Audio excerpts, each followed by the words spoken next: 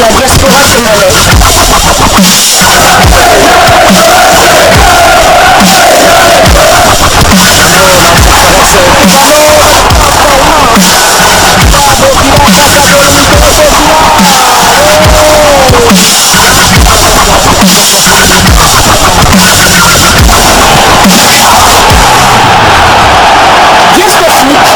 Le miroir du football de la diaspora congolaise. Vous êtes sur Diasco Foot, le miroir du football de la diaspora congolaise. Diasco Foot vous dit bonjour, tout plaisir est pour nous de vous retrouver, mais surtout de savoir que vous êtes nombreux en train de suivre votre chaîne YouTube dédiée uniquement aux footballeurs de la diaspora congolaise. Time is up, c'est l'heure de partager avec vous quelques news que nous avons pu récolter pour vous, des news concernant certains de nos internationaux ou des binationaux qui se sont illustrés dans leur club respectif. Nous allons entre autres parler aussi mercato, mais pour le numéro d'aujourd'hui, nous le débutons du côté de la Finlande en première division où Jocelyn Luyeye Lutumba et son club de Mikelin Paloalijat renversant face à l'HIFK Helsinki de Malolo. Jocelyn Luyeye et son club se sont imposés devant l'équipe d'Helsinki d'Obed Malolo en match comptant pour la 14e journée du championnat. Score final 2-1. Les deux Congolais ont disputé cette partie, mais c'est le plus jeune d'entre eux qui a pris le dessus dans une rencontre qui avait très bien commencé pour Obed Malolo et les siens. Ils ont ouvert le score à la 25e minute, mais se sont fait rattraper en l'espace de 10 minutes en seconde période. La belle affaire est clairement à mettre au profit de Mikelin Paloalijat qui continue à maintenir la pression sur l'instant de genre de Mabinda Kinzumba. Le Mikelin Paloalijat est toujours deuxième au classement avec maintenant 33 points, alors que Helsinki est sixième avec 18 points. L'équipe chère à Jocelyn Luyeye va jouer face à Jats le vendredi 14 juillet, alors que Helsinki croisera à KPV le samedi 15 juillet. Nous continuons toujours avec ces quelques news que nous avons préparées pour vous. Nous parlons maintenant mercato. Nous allons du côté de la Russie. En Russie où l'international congolais Théo Bongonda était déjà dans les airs. Sauf catastrophe, c'est Spartak Moscou que va évoluer Théo Bongonda cette saison. L'attaquant congolais a pris son vol pour la Russie hier dimanche. Théo Bongonda était en compagnie de son agent. Il va donc aller paraffer un contrat lucratif chez l'éternel rival du CSKA Moscou. Dans les prochaines heures, tout pourra donc s'officialiser. Il pourra donc passer également sa visite médicale. Que dire de plus si ce n'est bonne chance à l'international congolais Théo Bongonda qui a fait en tout cas des très bons débuts avec les Léopards de la République démocratique du Congo, maintenant habitué avec la tanière, l'un des joueurs importants dans le dispositif tactique de Sébastien Desabre, qui aura à jouer certainement un très grand rôle au mois de septembre prochain pour permettre à la République démocratique du Congo d'arracher cette qualification tant attendue par tout un peuple pour la prochaine CAN qui aura lieu en Côte d'Ivoire en janvier 2024. Nous quittons la Russie.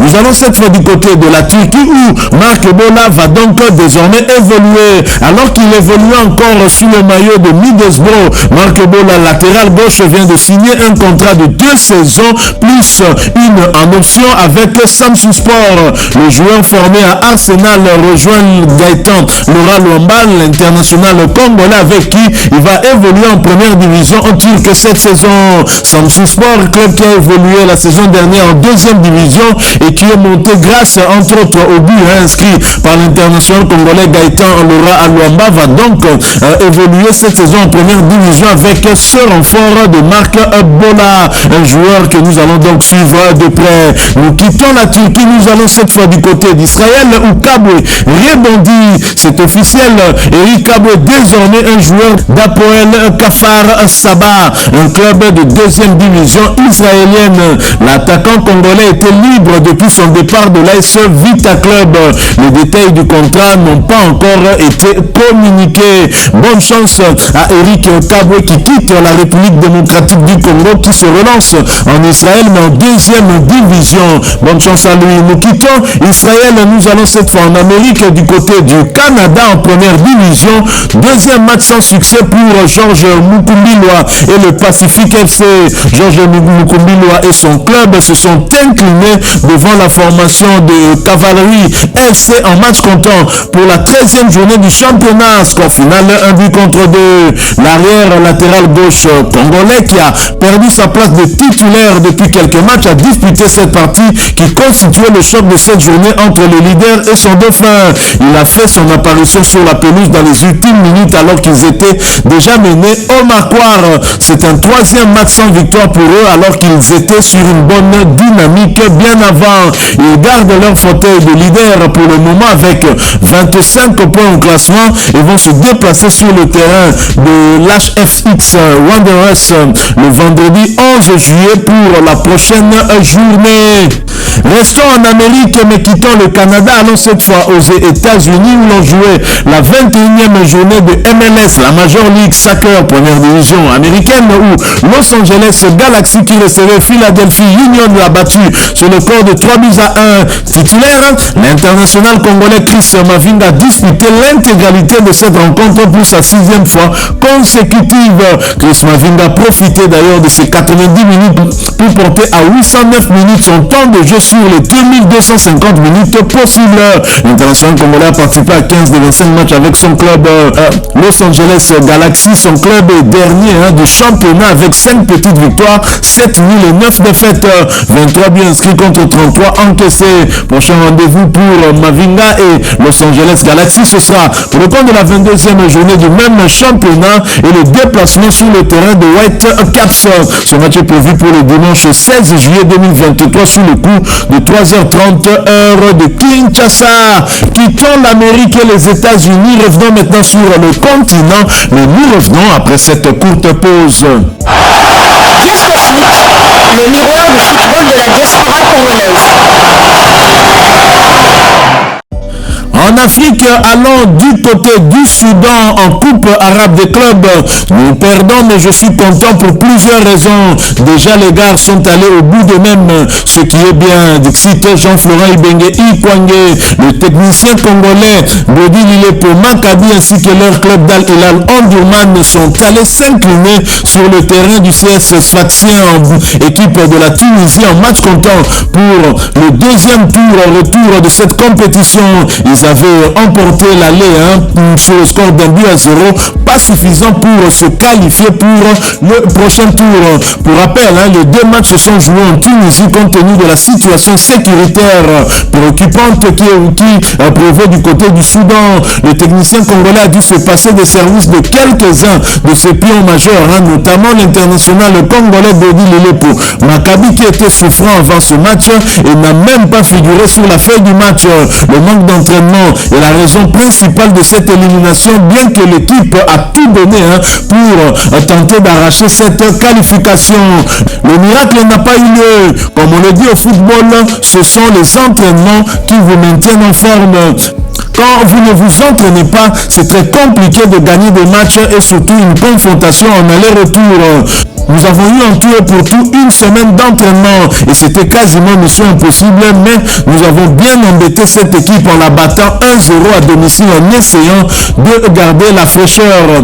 Nous avons puisé dans nos retranchements, surtout dans le premier match en conservant le ballon. Nous avons mis un bloc qui n'a pas permis à l'équipe adverse de tirer une seule fois et nous, par contre, nous sommes trop précipités. C'est la conséquence du manque d'entraînement qui ne donne pas de la fraîcheur mentale pour pouvoir marquer 2 ou 3 buts au match aller. Notre meilleur joueur du match aller s'est blessé, ce qui était prévisible, bien que c'est dommage.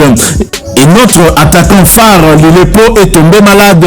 Nous avons fait ce que nous avons pu et nous avons eu des occasions flagrantes de marquer avant que nous encaissions. Nous avons tapé sur la barre transversale. Nous avions la possibilité de scorer avant l'équipe adverse. Il nous a manqué de la lucidité devant le but adverse. Nous encaissons sur 2 erreurs individuelles. Nous perdons, mais je suis content pour plusieurs raisons. Déjà, les gars sont allés au bout d'eux-mêmes, ce qui est bien avec les moyens du bord et surtout qu'ils ont rejoué. Je ne suis pas content parce qu'il nous a manqué d'intelligence dans les buts que nous prenons, a déclaré l'entraîneur congolais Jean-Florent Ibenge Ikwangé chez nos confrères de foot.cd. Moi je dirais félicitations quand même à l'équipe d'Al Hilal Omdurman qui se sera montré héroïque malgré ce temps extrêmement long, un temps d'inactivité dû à cette situation sécuritaire au pays, la guerre qui sévit du côté du Soudan et cette élimination aura justement des conséquences. Jean-Florent Ibenge Ikwangé et ses joueurs doivent être quand même très déçus vu qu'ils comptaient sur cette qualification pour continuer à avoir du temps de jeu et donc continuer à se préparer vu la situation qui prévaut au Soudan. Et avec cette élimination, qu'arrivera-t-il à l'équipe? Cette question vaut bien son pesant d'or puisque les joueurs étaient un peu éparpillés. Certains s'étaient rentrés dans leur pays d'origine tels que Godi Lele pour Maccabi. Jean-Florent Ibenge était rentré en France et maintenant que l'équipe est éliminée, quelle sera la décision de la direction de cette équipe? Est-ce que les joueurs vont encore rentrer chacun chez eux ou vont-ils préparer la prochaine saison? Comment? C'est vraiment compliqué. Wait and see, disent les anglophones. Nous verrons bien comment les choses vont évoluer. Nous allons terminer ces quelques informations qu'on a prévues pour vous, ce tour d'horizon par le Maroc où l'international congolais Arsène Zola et son club de Wydad Athletic Club de Casablanca éliminé de la Coupe nationale. Le Wydad Athletic Club de Casablanca a affronté le Raja de Casablanca hier soir pour le compte des demi-finales de la Coupe du Trône. Cependant, Arsène Zola et ses partenaires se sont inclinés sur le score de 8-0. Titulaire en défense centrale comme à son habitude, le défenseur congolais a malheureusement marqué un but contre son camp à la 18e minute de la partie. But qui leur coûte cette qualification. Pour rappel, il a été nominé dans l'équipe type de la saison par le média 532. Félicitations tout de même à Arsène Zola malgré cette contre-performance qui a coûté cher à son équipe.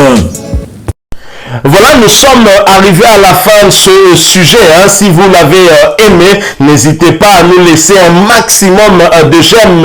N'hésitez pas non plus à partager avec nous votre opinion. Si vous en avez une par rapport au sujet que nous venons de vous proposer, laissez-la nous à travers un commentaire. Abonnez-vous si vous êtes nouveau ou ancien que vous ne vous êtes pas encore abonné sur cette chaîne Diascofoot parce que nous sommes le miroir du football de la diaspora congolaise. Et n'oubliez pas qu'en vous abonnant apparaîtra une petite cloche de notification. Cliquez dessus pour ne plus rien manquer des prochaines vidéos que nous allons vous proposer. Encore une fois, merci à vous, avec espoir de vous retrouver très bientôt avec un autre sujet d'actualité. En attendant, portez-vous bien et Diascofoot vous dit au revoir.